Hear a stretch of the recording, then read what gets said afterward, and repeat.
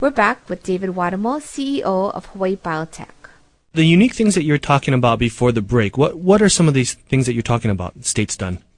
Well, I think that the whole concept of allowing or giving tax credits to investors who invest in companies like Hawaii Biotech, and certainly not limited to Hawaii Biotech, but other technology companies, is unique in the country and has helped a number of companies develop here in Hawaii. And I think in many cases those companies would have either had to move to the mainland or in many cases, and I know in the biotech space, probably not have a chance at all. As it turns out, the markets in the biotech space nationally have been focused on much later stage companies. Earlier stage companies like Hawaii Biotech have not been getting funding virtually anywhere in the whole country. As ironic as this may seem, Hawaii was probably the best place for Hawaii Biotech to be from a financing point of view in the last 3 or 4 years. Is that due to the tax credits? Yes, I think the credits that were passed initially with 178 and then became 221 and now 215 have played a very significant role in attracting investment into technology in general and biotech, more specifically Hawaii Biotech as well. So I think that that's important. Also, that legislation includes some credits that can be applied to the companies. So the companies can receive some additional funding from the state for the R&D that's done here in Hawaii. I mean, you have to fund most of it, but you do get a credit back from the state government for a portion of your R&D. That helps equalize the costs between Hawaii and other supposedly, and when I say supposedly, they're not always less expensive than Hawaii. The major places we compete with are San Diego, La Jolla area, and the Bay Area and Boston. None of those are low-cost areas. You know, that's an interesting thing you mentioned on the Act 221, which is now 215, the tax credits, because every single entrepreneur we've brought in here that has had experience with that has truly, their company has benefited. I mean, one, Hoku Scientific, they would not have gotten the financing they needed to make this IPO happen. Hank Rogers came in, just sold Jamdat for $137 million. He said one of the main reasons he came to Hawaii was Act 221 and 215.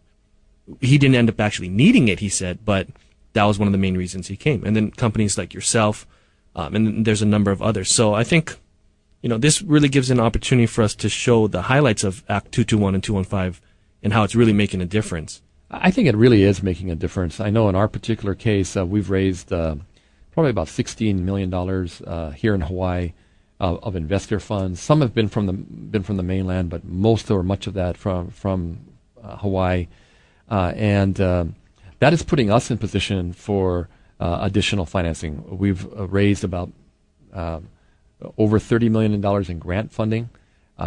We could not have done that without the funding that we've received that helps us do some of the earlier work. That allows us to leverage a smaller amount of earlier work into a much larger grant as well. And additional financing opportunities that we have that we're exploring. Also, we could not be talking to the people that we're talking to right now if we hadn't had this additional funding. So I'm very convinced that it's made a very significant difference. On the other hand, that type of financing is early stage financing. That's what it was designed to do, and I think it's done a great job of doing that. It was not designed, nor is it doing much in the way of providing mid-stage or later stage financing of larger amounts. Companies that need 20, 25, 30, $50 million of a third round or fourth round or fifth round, that financing is not currently available in Hawaii. Again, nationally, it's not available for many companies, most companies at our stage anyway.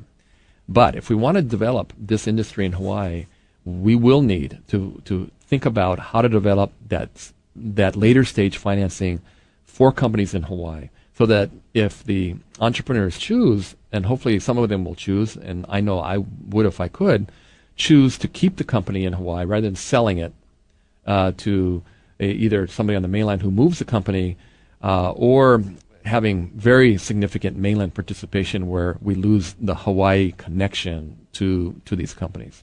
Don't you think, though, one of the main key factors in terms of raising that later stage capital is going to be what kind of value are these investors going to get out of their investment? You have companies like Hoku Scientific going public. Yes. Jamdat buying out. Yes. You guys hit a liquidity event. We have a series of these types of ventures going liquidity events. Yes. You know, they're coming. Yes. But the only issue I would raise with that is that there's for Hoku and for Blue Lava, those were early liquidity events. Mm-hmm. I think that in general, I don't think we can expect that kind of liquidity for most companies that early. Mm-hmm. And most companies, especially in the biotech space, I think this is a little different, need a longer period of time and more capital before you may see those larger liquidity types of events where investors really can sell their stock in the public markets or really make a significant amount of money. Mm-hmm. I think some of these others types of events can be financing events where a company can get additional capital to help get them to the next level, but it's not the same as having a dramatically higher price where there's a lot of liquidity in the stock and lots of people can sell their stock and lots of new buyers will come in and maintain the price. So I still believe that there is a kind of a missing piece and in the financing. And I think with the state's interest in the SPIF or State Private Investment Fund, I think that is one step towards helping create that additional capital.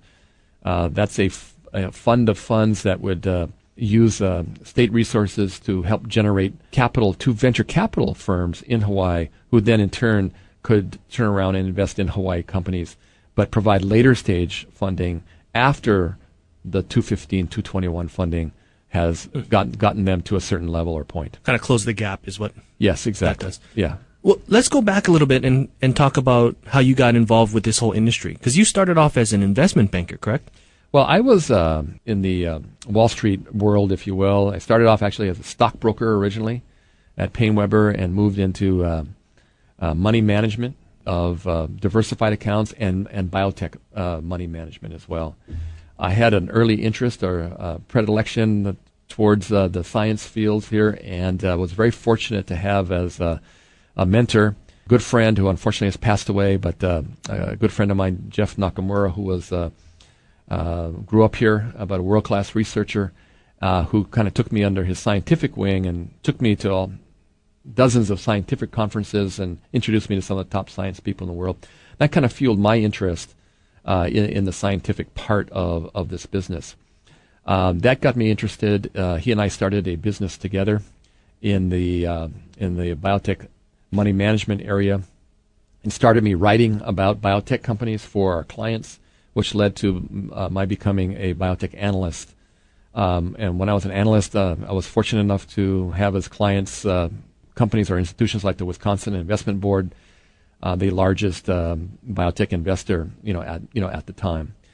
So what I had been looking around, my whole life for something that really captured my imagination, and found this about 20 years ago, and have never looked back since. You're listening to Greater Good Radio Hawaii. Please visit us online at greatergoodradio.com. Today's guest is David WATUMULL, CEO of Hawaii Biotech. He is co-inventor on 19 Hawaii Biotech patent applications and has raised nearly $50 million in financing for the company. Thanks for tuning in. Stay tuned for more on Greater Good Radio.